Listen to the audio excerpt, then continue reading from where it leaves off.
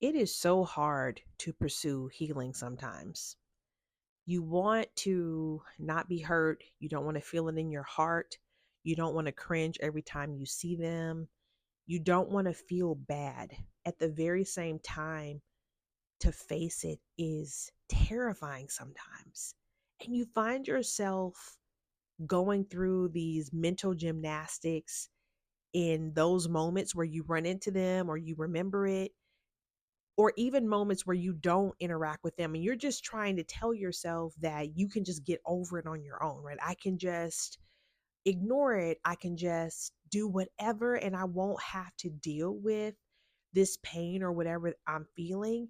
And I'm reminded of Isaiah 61, verse 1, where it is a scripture prophesied about Jesus. And it says that he is coming to set the captives free, to bind up the wounds, to heal the broken hearted. It says that he cares about the hurt and the pain you feel. You don't even have to feel like it's legitimate, or somebody may tell you why you hurt, why your feelings hurt, or whatever. You feel it, you feel it. It's a brokenness, and even that can be hard to admit.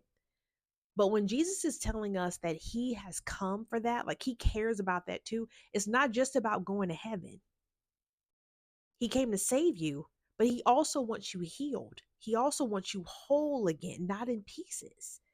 And there's a process to that sometimes. Sometimes it can be an amazing church or at home experience in the presence of God. And there can be a pouring out and just a connection and relationship that yield something great. That can be like a miraculous thing. But many times there is that accompanied with, or just standalone, of a walking through the valley of the shadow of death, if you will, to get to the other side. In Psalm 23, it says, you don't have to fear any evil. I will not fear any evil, right? As I walk through the valley of the shadow of death. But that walking is step by step. And your healing many times is step by step. So that means there's a moment where you may have to read a book that addresses the pain. You may have to listen to a sermon about it. That you may be asked to do hard things, but you can make it to the other side of the valley. Now, what's the benefit of that? One of the main benefits I have found in my life is I am now able to see clearly. When you stay in pain and you protect the pain, you can't see. There are words that people can say come out of their mouth and you hear them differently because your pain is fueling your perception. But when you are healed, you can see clearly, you can hear God more clearly, right? Because it's not filtered through something you don't want to ever happen again, right? So instead, you're open, right? You can lean forward.